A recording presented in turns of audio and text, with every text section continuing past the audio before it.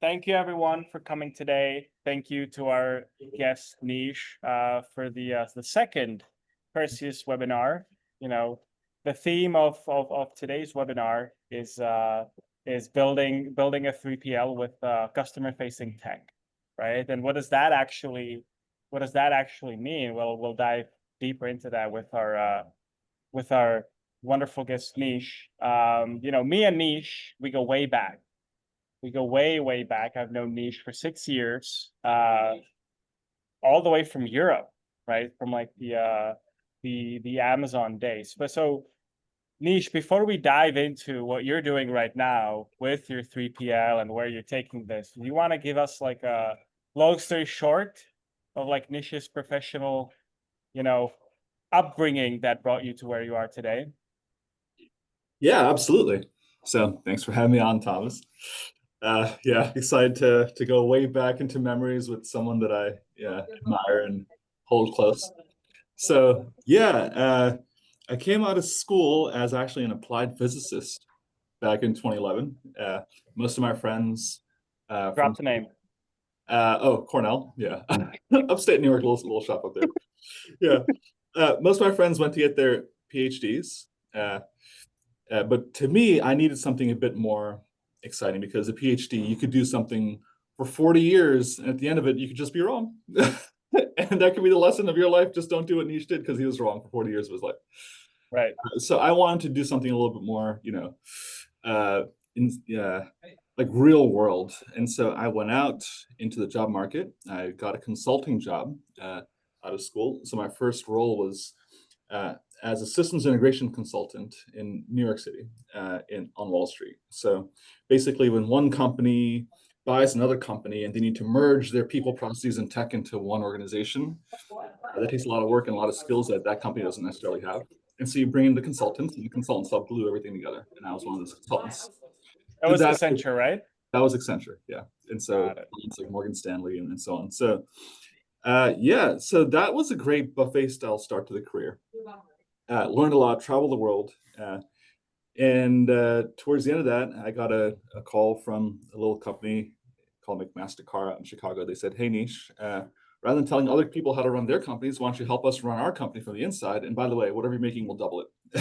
I said, "Okay, that sounds great. Let's give it a shot."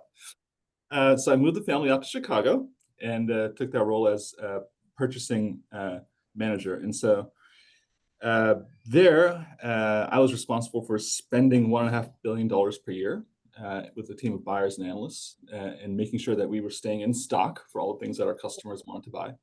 So spending money as fast as I could. And that was my first true taste of operations. And, we had a warehouse attached to that shop. And actually, that's where I started to fall in love with the operation.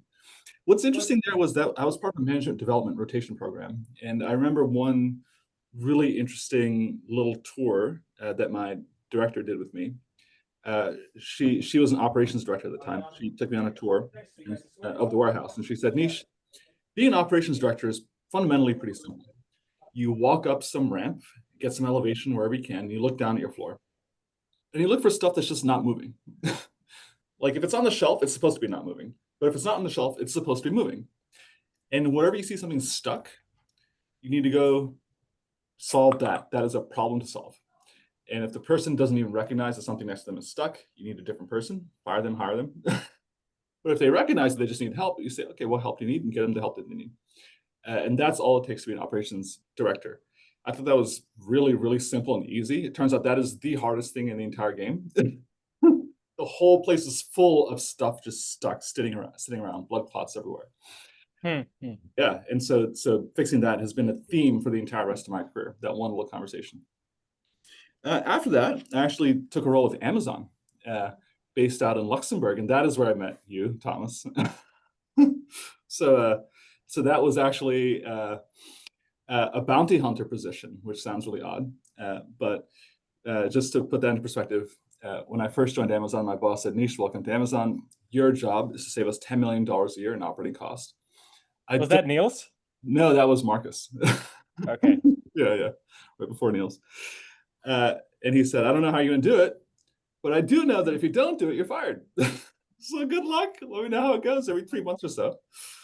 And so that was my role at Amazon, bounty hunter. And over those 5 years at Amazon, I saved the company $250 million a year in operating costs. So that's why I was able to stick around for 5 years. Loved it. It was great. But towards the end of my time at Amazon, I thought, okay. Did you get a promo out of it? No. No. I asked myself the question. Promo was for 500 million.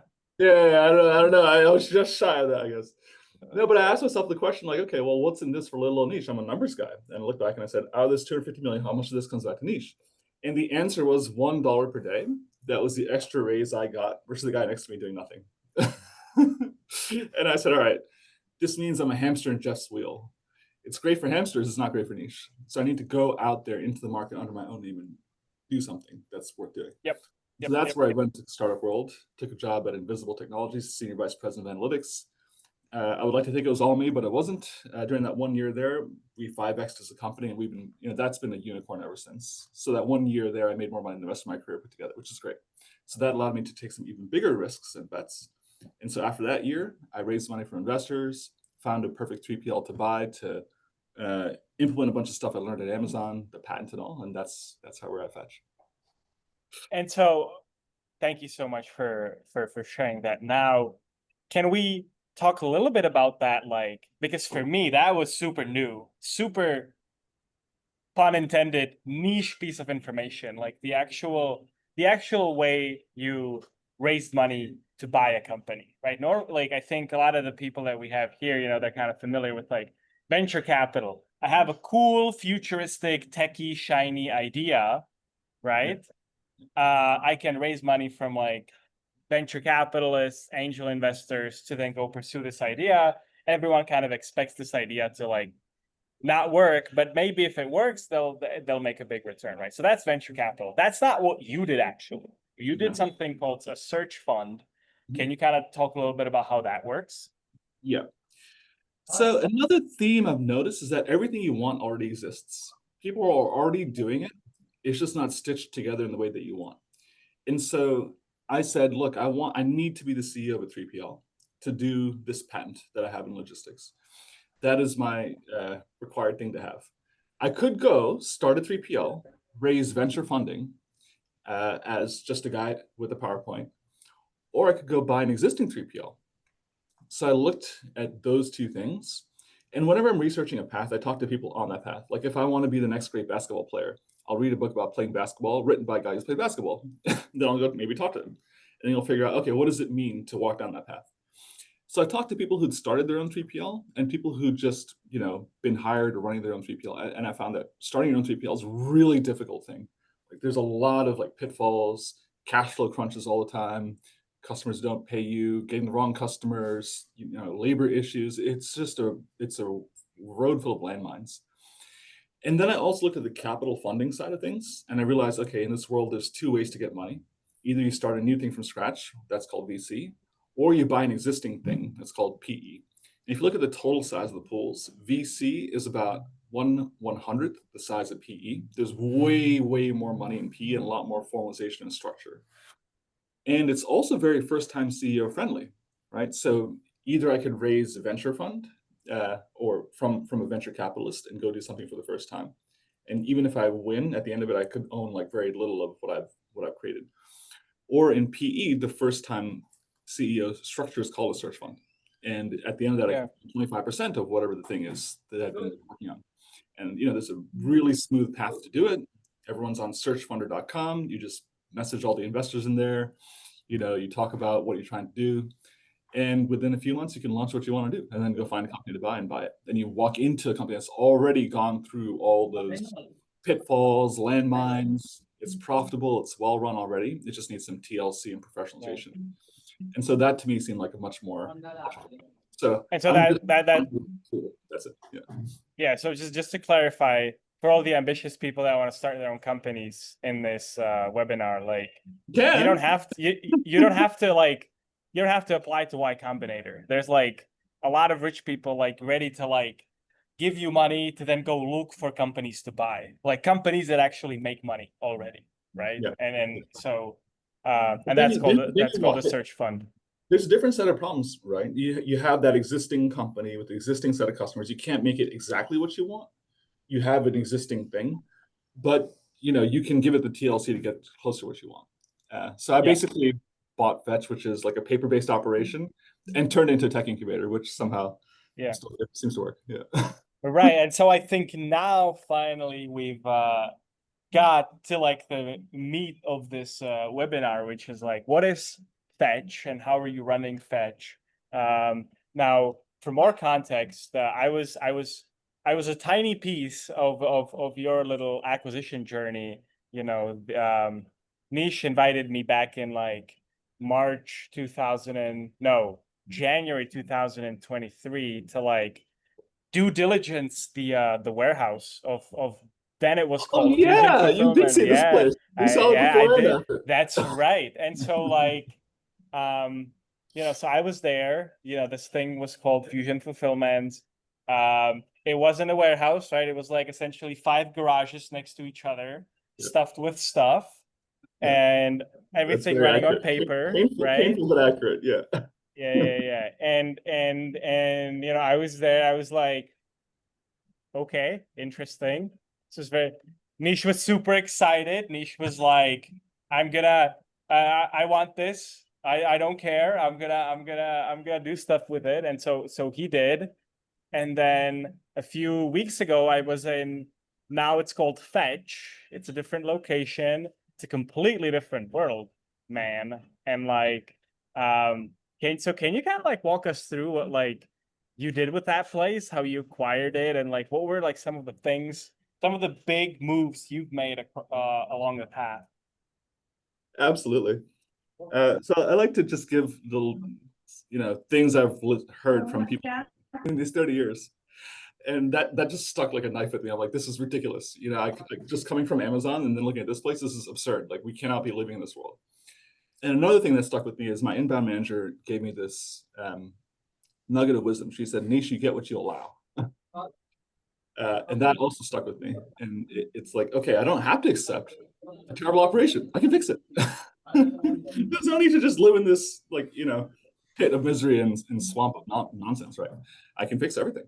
So every morning we were printing 20 pounds of paper, and we're running around with those pick lists and trying to find orders on the shelves based on those. You just have a piece of paper, you're looking up into the shelves and trying to find that thing.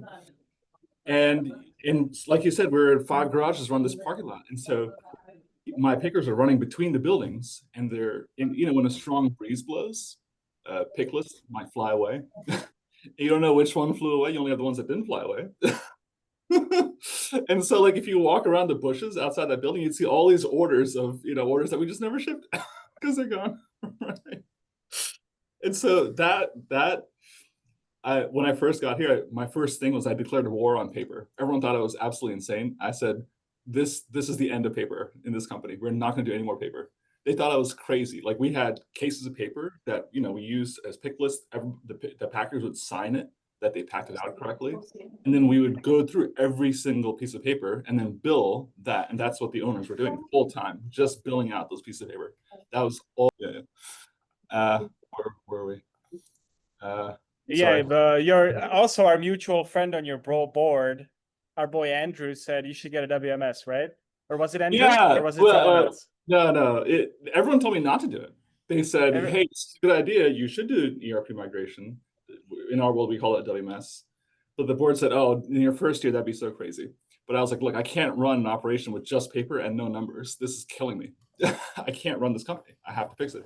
So in the first 6 months, we got into a new WMS.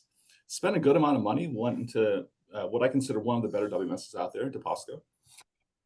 In the first 6 months, like, it was like that first year was rough, right? I probably could have timed it better, but the J curve. Did you hit the bottom of the J curve? Exactly. Yeah, there's one. I remember one night in specific. Like, I was in the middle of the WMS migration and it was peak. I went home and I screamed into my pillow for an hour. My wife thought, "Oh my God, he's gone. Husband's gone. I need a new husband. Like, he's dead." You screamed into what? I screamed into my pillow for an hour, like, straight. Ah. It was bad. Yeah, I don't recommend that. It was very painful. I think the board was probably right about like maybe not biting off that much, but I've just been like, I need, I like to move fast, and I have very high pain tolerance, and so did a WMS migration. I fired and rehired like 80% of our staff. I did a warehouse move all in that first year. And then a bunch of switches flipped. And by July 1st, 2024, it's like a night and day difference. You know, I like to tell stories with numbers. I'm gonna grab the screen and show you something. So if we go to, actually, let's go to the front page of Fetch. So here's Fetch's front page. Here are actual people who actually work here. And I'm so insane that I actually put Fetch's operating stats on the front page. Here's our on-time shipping performance. Here's our in-full shipping performance. You can see that on time, when I first bought the company, we had no numbers in May of 2023. Nothing at all, just total mysteries, just stacks of paper. And then you can see that, you know, after we did this WMS migration, we finally had numbers starting from October. And what do you know? The on-time shipping performance was not that great. I didn't like that at all. And then, you know, did a whole bunch of hiring and rehiring and moved to this new warehouse, July 1st onwards. Now we're at 99.2% same day shipping. Mostly everything gets shipped same day, except for days that we have massive order spikes. Yeah, and even that I still hold against ourselves. But yeah, I mean, this is like a night and day difference. Like we went from customers who are like, you know, lukewarm to plus 19 Net Promoter Score. Our customers absolutely adore us now. So it actually makes a difference, these numbers. Yeah. Yeah. So, I mean, talking about customer facing tech, I mean, you're just putting yourself out there, essentially like running naked in front of your customers here with this. Like a data nudist. Yeah. Here. Yeah. How has that been? Well, what has been the feedback on that so far? You know what's really interesting? So it's here. Let me show you an example. And this will, I think you'll very clearly see like both sides of the story with this example. So here is, you know, a few minutes ago, one of our packers, 10 minutes ago, it takes a few minutes to process the video. One of our packers, Dan, processing an Archie Comics order. He can go through, he's scanning the items, he packs the box, and then a ship label comes out, and he applies that to the order. So we actually have customers who, I'm not the top user of Rabo, my customers are. Like some of our customers, they find it relaxing or something. They just log in and watch us pack all day. And then they call in with questions and they're like, hey, why'd you use that box for this order? That's funny. Yeah, and they're like, hey, and then the answer is, okay, well, we ran out of that smaller box and we had to step up to one size higher box. And so it creates a lot tighter connection, but it also creates more account management load.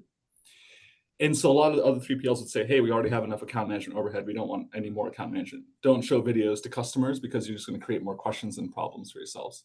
I push in the opposite direction. I say, these customers need to feel like they're physically here. It's their stuff that we're touching. It's their customers. Of course, we should be fully transparent and open with them. And now, as much as it is, you know, it creates a little bit of extra overhead and a little bit of extra noise, by that same token, last week, my sales guy mentioned to me he had the best sales call of his life. One of his potential customers broke down in tears on the call and said she'd been looking for a transparent, accountable 3PL for years, and she could not find one, but she could see that we don't just say things, we actually give them the video. We give them the numbers, we give them the video, and we open ourselves up for all that criticism. And we say, yep, this is it. you really do get what you see. And so that kind of magical connection, I think I feel a lot closer to my customers than any other 3PL operator would feel to their customers at scale. Like I have 50 plus customers and they all feel like close friends of mine. There's pros and cons, but I think overall the pros outweigh the cons. Yeah, no, I can confirm that. I'm now, Perseuss is now working with a couple of brands of Niche, and like the relationship that I see between you and the designers of the brands is like, it goes beyond just like business as usual. And so it's how I like to run my business too. So it's like, it's people, you know, and like seeing people and being there for people, super, super cool. And so, okay, so you showed us the, and actually, by the way, video that like, not even just to jump over that, but that is such a key thing. Like that is the biggest thing I didn't expect coming to this business. that bond between the customer and the warehouse, I had no idea how important that was. Like Yeah. coming from Amazon, like that was like we talked about customer obsession, but you never actually talked to a customer. Here, You I ever mean, talk to the warehouse guy as yeah, a yeah. If you're rolling out tech, you don't talk to the warehouse guy, or if you're yeah, shipping a product, you don't talk to the person whose product it is. But this place is like a showroom. Like our customers walk in and out all the time from Fetch. They're shooting their content here. They're like we were interviewing them, we're posting collaborative videos with them. They're using that for their social presence. Like we're not just the back end. We're actually like on the front end with the customer. Like those Rabo videos, they will use those when they're doing their promotional marketing campaigns and saying, hey, your stuff is shipping, buy one while it lasts kind of a deal. So like we're not, so this takes us from the back end to the front end. And also we're way tighter with the customer for that reason. yeah.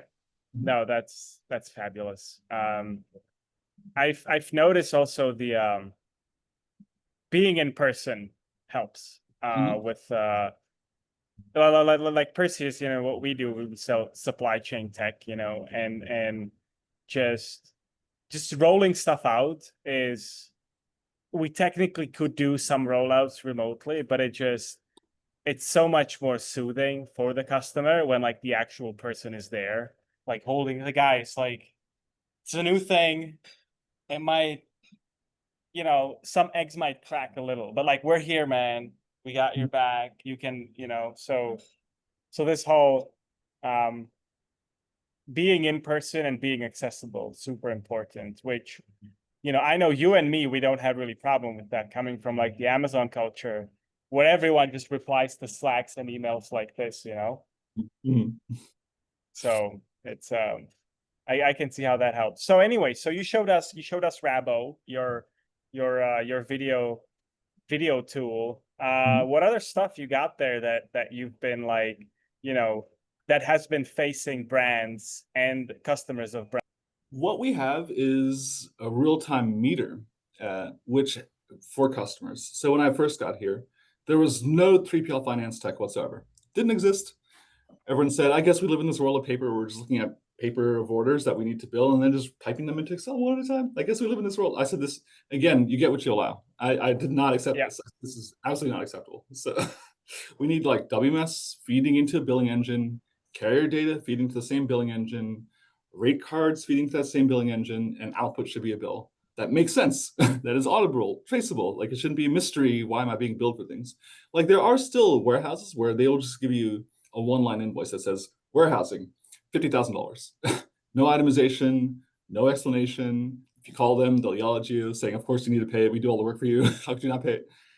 And people like warehouses, like, and then when they hate answering questions about these things because it's such a complicated process to bill, right? Let's say you ship 1,000 packages, right? So billing is one of the biggest things. And let me just go into billing for a second.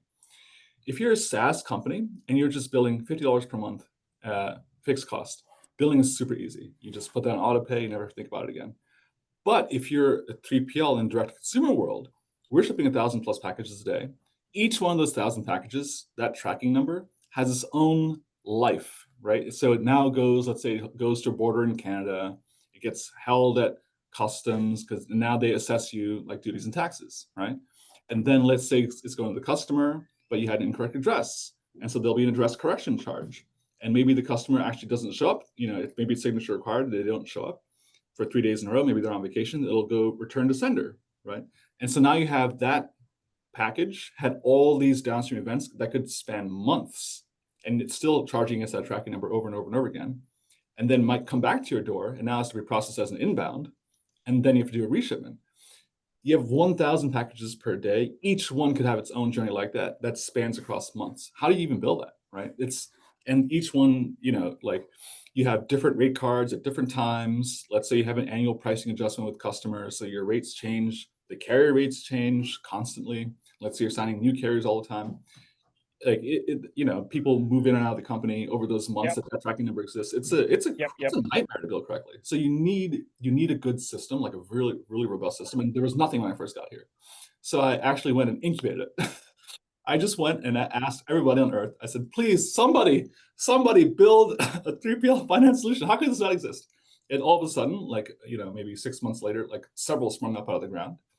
And I picked one that I really liked, their founder. I liked what they had started with. I gave them like I did a crawl walk around approach to them. I said, hey, first get me carrier data with adjustments.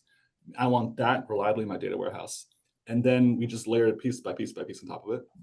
And it built it. I think that was one of the most impactful things, like reliable numbers. Like if you can do everything else right, but if you miss bill, your customer will blow you up. And so getting trustworthy like financials was, I think, the biggest thing. And then the operation, and then the tech. Yeah. Nice. Yeah. Nice. And so you brought this, you used this term twice already, this like incubator Yeah. word. And so I'm I mean I know what you mean, but like can you kind of like clarify what you mean by when you say like you're like incubating these ideas, these young companies, you're really creating this like little ecosystem around Fetch of people, you give people opportunities to build tech for which you can then become a customer, for which you can then become like a marketing channel and everything. So can you talk a little bit about that and how that works? Yeah. So this is one of those things that's still really new. And I'm still trying to figure out what are the principles of how this works. It just seems to work for some reason. So I don't know why. It seems to That work. reason's probably you. That would be my guess. Yeah, It's maybe. like, Yeah, it could be. I like don't know. you're a This is big variable of that. the winning spot. I don't know, maybe. So what I've noticed is that this industry, it's just there's so many unsolved problems in the 3PL world. We don't have a customer portal, for example. Like when someone calls in versus a Slack message versus an email versus a text, there's no central system that tracks these things. There's no place to look for when you want to look at the story of an order, if you want to watch the video of that order, if you want to see all the financials related to that order, if you want to see all the tickets related to that order, there's no one place that all exists. Just doesn't exist. And so all I'm doing is just saying, hey, here's what a customer portal should look like. I create a list of those things, and then I share that list with a couple of people, and I say, hey, who wants to take a swing at this? This is what I'm willing to spend. So like a RFP, but I don't give that. So I've gone to the conferences and I've tried to give these, RFPs to the big companies like Manhattan, DePosco, the kinds of logos you see on walls. And you don't get much back, right? They're like, oh, we will maybe think Let's about put it that. on the roadmap. Yeah, the 2028 sprint. Yeah, we just pencil it in for that. And somehow never gets done. Yeah. And so what I've had a lot more traction with is like I find young, hungry founders that want to make a name for themselves. I think VC has created this like roaming, nomadic group of engineers that are scouring the earth for problems to solve. And I think they're very capable people. They just don't have that bite with the customer, that tight feedback loop that helps them very quickly generate value. And so I'm just saying, I'll be that first customer. Here's what I need. I have extremely high pain tolerance and I have money. Come and fix my shit. And so for that reason, we have engineers roaming our halls every single day, fixing all of our problems. And I think it's at a very reasonable price. Yeah, no, I think yeah. it's super reasonable. And I think also, I realized that they want to build a company. I can't be their only customer. And so I try to only ask for things that I know that they can resell. And so I'm saying, okay, well, I need this, but this is a niche problem, not really a market problem. So don't work on this or spend only a little bit of time. Here's a generic version of this problem. Like, for example, another example, 3PL sales engine. We have a lot of Shopify customers who have a lot of shipments, and we're doing a lot of quoting for these people who would like to become Fetch customers.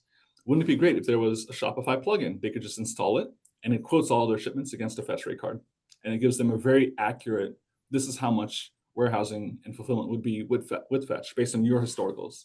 Somehow this doesn't exist, but it wouldn't be too hard to make it exist. I'm saying I'm happy to spend $500 a month for this 3PL sales engine.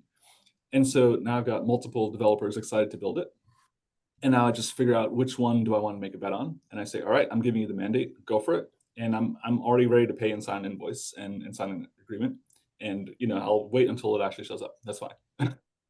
Yeah. So I think that seems to work. It's a very interesting arbitrage. Like you find this like interesting inflection point between like the supply of like hungry engineers that don't want to work for someone, want to have their own company, and then like you're essentially providing this demand layer Yeah. where you're saying, I'll pay you to build this thing. I'm not gonna pay you like what I would pay an engineer to build me a custom solution, but like I'll pay you a little bit, and like I'll pay you with sort of also this promise that, or like this hope that other 3PLs will pay for it if you incubate it with me, right? So it's like you take on a little bit of risk, and then the engineers take on a little bit of risk, right? This risk is kind of shared, and since the risk is kind of shared, both parties are incentivized to make the solution work and are actually working together. I mean, I know what I'm talking about because I'm incubating a thing with Nish. You know, Percy, we're pushing a cartonization to checkout at Nish's warehouse. We're launching tomorrow, right? How stoked are you about that? I'm beyond stoked. Like, I know that you're launching some of our brands at like 4:30 and 5 a.m. I don't know if I'll be able to sleep tonight. I'm like really, really excited. Yeah. Yeah, we're super excited about that. I'm actually I have a call after this webinar with my chief engineer to kind of like go over the last safety checks. Yeah, we're super stoked. We're super stoked. And I mean, um, yeah, and it's like this whole willingness, you know, as a founder, right? I bootstrapped the startup, you know, over the last 2 years. I got it to profitability and got it to a point where like now, you know, I can feed myself and a small team, but like originally it was really hard because like there are people sort of like Niche that are telling you, oh, I have a problem. I would totally pay for a solution if a solution existed. But and you know, a younger and naive version of myself believed these people. And then I ended up building a lot of software for free that in the end people were like, well, actually, you know, I realized I actually don't need this. Sorry. You know what I mean? And this whole like, since they never took the risk with me in the beginning, there was no incentive for them to eventually start paying. Right. And so I think you like, How do you test that then? How do you know the difference? yeah, so I mean, like I said, younger, dumber version of Thomas was like, you know how it is for these like young entrepreneurial engineers. You're like, I have this great idea, and this guy is telling me it's a great idea. It's very scary to ask, hey, will you pay for that idea? Because the answer might be no, right? And you don't want the answer to be no. You just got excited to build this, right? Mm. Um, so Mm. so in the past I would do that, and I know a lot of hungry engineers who do this to this day. I mean, it's a very common trap, and so like I'm super stoked that there are people like you who are actually like betting on young kids with tech skills and are like, here's a problem, here's some money, knock yourself out, you know. And Um, another part of it, I think you mentioned something really important, which is like the demand layer. So I see it as part of my job is to help my competitors also use the same tech. And so a lot of people try to hold this as their own competitive advantage and say like, oh, we'll just keep this to just fetch and we'll keep this to, you know, be like a very closed system. And I want to be the only customer because this gives me a competitive advantage. I'm taking the opposite approach where I'm saying this is an industry-wide. yes, Yeah, and I want Perseus to grow. I want all of my vendors to grow, and they can't if I'm their only customer. It will not succeed as a business. The business needs to work by serving my competitors. And so I'm actively out there saying, "Hey, have you heard about this cool new thing? You should really give these guys a chat." And for some reason, my words used to carry a little bit of weight in the 3PL community. There's a lot of like 3PL is a very tight knit club. I know oh for sure. all the guys in this radius over here, like within the 50-mile radius. They all come here and they Nice. visit and they see what's going on. We're hosting like a see, fetch, run event where everyone's coming in specifically to see all the new tech that we've got. We're going to do this quarterly, Nice. and I see it as my job to help, like not just pay that first invoice, but to then help incubate this and diffuse it across the ecosystem. And I try not to hold Nice. it like that. Just my thing. Cool. So we're getting close to like opening the floor to a question from our amazing audience. We have quite a choir here. But before that, I want you to like shell a little bit the stuff that we're building together, you know, so that I can, you know, justify this webinar to Yeah, my of course. marketing team. So like, can you Let me show you an example. I'll show you an example, a very clear example of why I'm so excited about this. So here's one of my so, customers. so what is it that we're building, Nish? What is it I'll that show you. Perseuss We, and Fetch are building? we start with the problem. Let's start with the problem. Always start with the problem. So here is what is currently true today with one of my customers, Cadence. You go to cadence.com, you add a shoe to your, it's an adaptive shoe. It's actually a really, really cool company. There's nothing like this in the market. And it's not obvious why from this screen, but let's skip past that part. So okay, well, now you know. Here's where I live on recording. And here are the shipping methods offered on Cadence's checkout. It says standard shipping, 7 to 10 business days for free, or faster, 3 to 7 business days. Now, what is true is that I live about 15 minutes from where I'm sitting right now, which is where all of Cadence's inventory sits. It doesn't matter what label I print, it'll be there tomorrow. And so why are we talking about 7 to 10 business days or 3 to 7 business days? Why is it does like this is not a true thing. Nothing different will happen here based on which of these you click. And also, why is this a problem? This is reducing Cadence's conversion at their checkout. If someone says, "Oh, it'll take 7 to 10 business days," you know, I don't have time. Maybe I'm going on a trip. Maybe I'll get back to it later. And time kills deals. You don't want to, you know, way under promise that way. Amazon actually did research on this, and they have found that, you know, the Amazon experience is totally different. Everyone knows this, right? So let's say you go to this Fire TV stick. What do you know? Order within 2 hours and you can get it today, right? By the way, we are launching same-day shipping from Fetch. That's same-day delivery from Fetch. That's a whole other thing. But so what is this, and why can't we have that on everyone else's website? And well, first of all, Amazon found that every 1-day reduction in transit time leads to 130 basis points improvement in conversion. This is true for Amazon. I don't know how true it is for non-Amazon, like people on their own checkouts and their own brands sites. But that is a massive conversion uplift, 130 basis points per 1-day reduction in transit time. And so what if we just showed you can get this by tomorrow if you order it by noon Eastern time, which is true. That's exactly what we're building with Perseuss. So if you go to Fate Fetch, you too can buy the 3P fulfilled snowboard. I don't know what'll happen if you click checkout. But if you put in a local address, it'll show you real-time dates and rates. Oh yeah. And this one, Yeah. you'll see, it says ship once back in stock because this one's not in stock. Yes. But if you grab a hydrogen's one in stock. Oh yeah. Yeah. Grab a hydrogen this is one. new news. This is new news. I like this a lot. Yeah. That's okay. Let's toss that. Oh, hydrogen. Here we go. Hydrogen. Okay. And oh, let's add in. Yeah, so this is calling Perseuss right now. Okay. and it crashed. Oops. Thomas. All you right, got less than 24 hours, brother. Damn, I have something to chat about with my boy. Yeah, live demos, man. That's how it is. So the beauty of this, I you know, this you're gonna fix this. I have no question about that. By showing that you can get this by tomorrow for this money, by 3 days from now with that money, like that drives a lot higher confidence, and it reduces all that mystery of, oh well, the brand wanted standard shipping. What does that mean for the 3PL? The brand wanted faster shipping. What does that mean for the 3PL? Now we just give the choice to the consumer. They pick what they want, and we just execute on what they want. We can skip that whole like rate shopping thing. This will be way faster for us, way higher conversion for the brand. No other 3PL is even asking for this, which I think is crazy.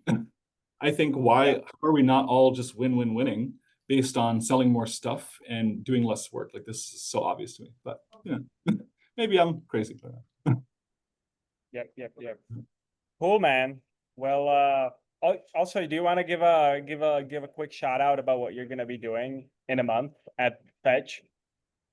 Yeah. Anyone in like the New York metro area who's like bored on a Friday, wants to stop by? So on September 19th, we're hosting the first sea fetch run. My wife is like, "Why? What's with you and the dogs?" I said, "I've I have come this far with the dog. We're gonna keep going. See where this dog goes." So sea fetch run is what I've called it. We're inviting a whole bunch of different 3PL executives. I think we have like 9 confirmed 3PL CEOs attending, and all of our tech vendors are flying in from around the country. And they're doing demos of all this fancy new tech that we're launching. So we're talking about this, fetch promise dates and rates that we're working with Tomas on. We're talking about that billing solution, Rails, Rabo, all their CEOs will be here and ready to demo, answer any questions, talk about what's going on at your operation, what can we learn from there. And folks like Tomas are buying us all food. So that'll be fun. That's right. That's right.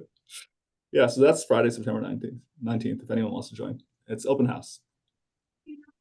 Yeah. Nice. That's what we want, man. That's Free food. Yeah. I do all this just to get free food from Thomas. Yeah.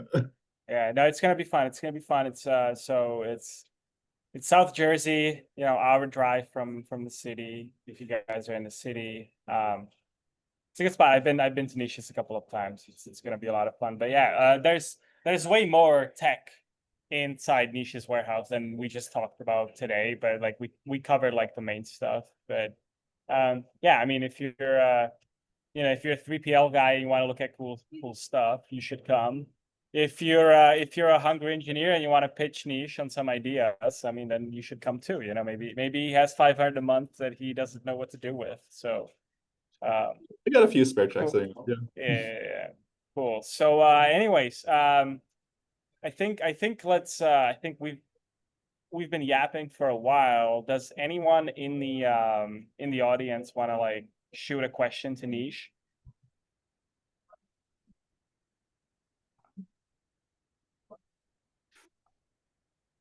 Everyone's scared of Nish. You guys, you're the best. All right, I'll throw in a C question. There you go. Nish, you've gone through like a WMS migration. How was that? Well, my wife thought she lost me. There's that. And the RFP process, like how did you know what to look for? Yeah, so I've become a lot wiser. The first one I went on the friend's recommendation because I didn't know anything about even running a 3PL. And so I was just really close with Andrew from Medusa. I think he was the OG tech incubator. I think, Oh yeah, yeah, he steered me a lot, gave me a lot of advice when I was just starting out. He's on to POSCO, and now he's the kind of guy that, for any problem you have, there's a Lamborghini solution that he's got. So you can be sure that it's not going to be the cheapest thing, but it will work great. So he recommended DePosco, and it's exactly like that. And DePosco is a very very high grade system, but it does cost a good amount of money. And so we spent a good amount of money on that migration. DePosco's consultants flew out, and they spent like weeks on site with us, and they made it work. It was a very rocky process. But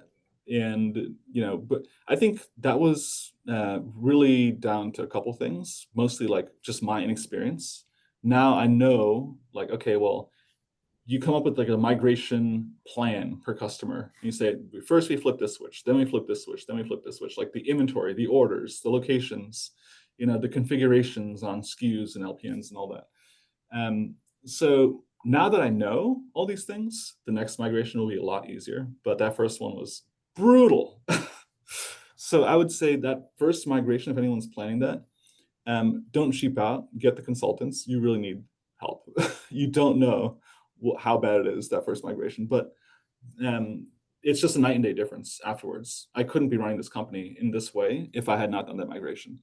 So it's a worthy cause, a worthy problem to solve, but it is very hard. And I would say get professionals to help with that. The first one. The second one onwards, you can do without that much help. The first one, you absolutely need help.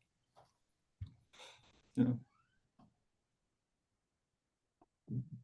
Oh, we got a good question. Oh wow, we have a question. From Competitive, Chris. profitable, in-source, outsource. Yeah, so when we talk about competition, I think there's a lot of misconceptions around competition. I see my competitors as my friends. We go to each other's houses. When a fancy vendor comes into town, they invite us out for 3PL executives dinner, or they're flying us out somewhere to go meet at some conference, resort, whatever it is. We all see each other all the time, all the time. And so you get pretty close. I know all their friends. I know their kids. I know their wives. We're pretty tight. And to me, you know, to try to be sharp elbowing those folks, it doesn't make sense to me. In fact, we're all talking about like how do we work together more and more.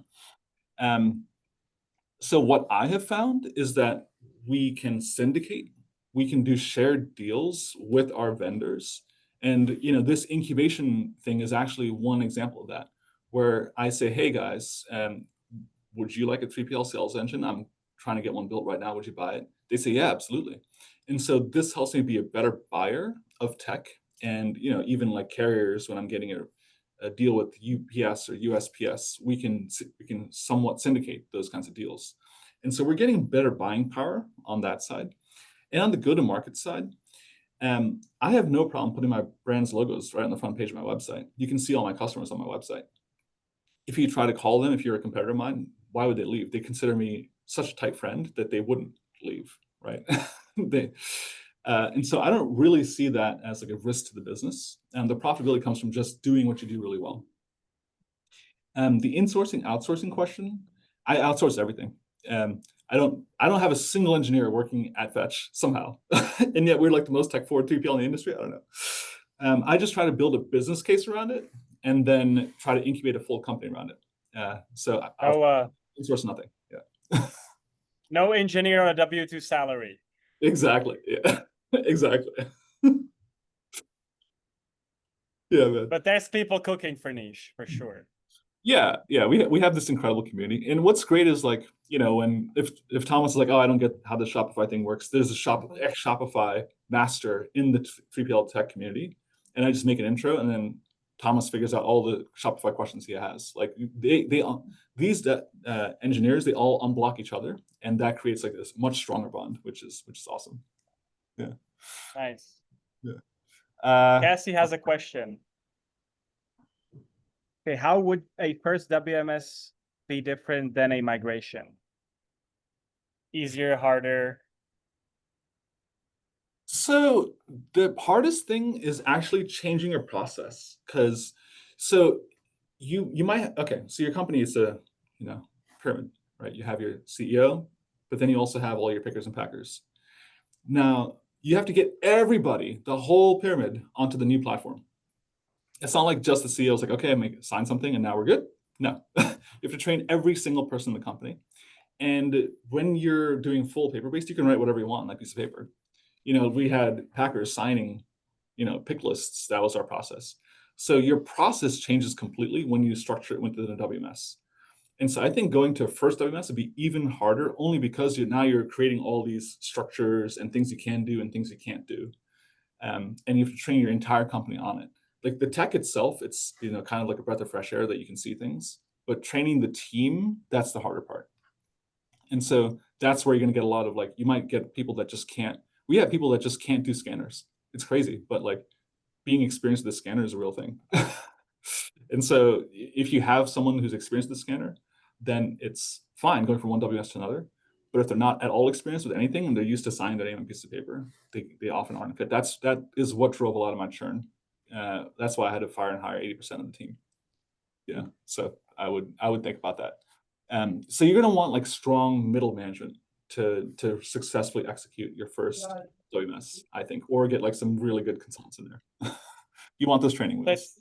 So it sounds like starting from scratch is easier than migrating from an old system, no? The bigger the operation, the harder it is. If you just have a couple people, you can get onto the system first pretty easily. If you have 100 people or 1,000 people and then getting onto your first thing, it's going to cripple the organization for months to maybe even a year. That's just how it is. Yeah. Smaller is faster. Yeah. All right. Yeah. Alexia has a question.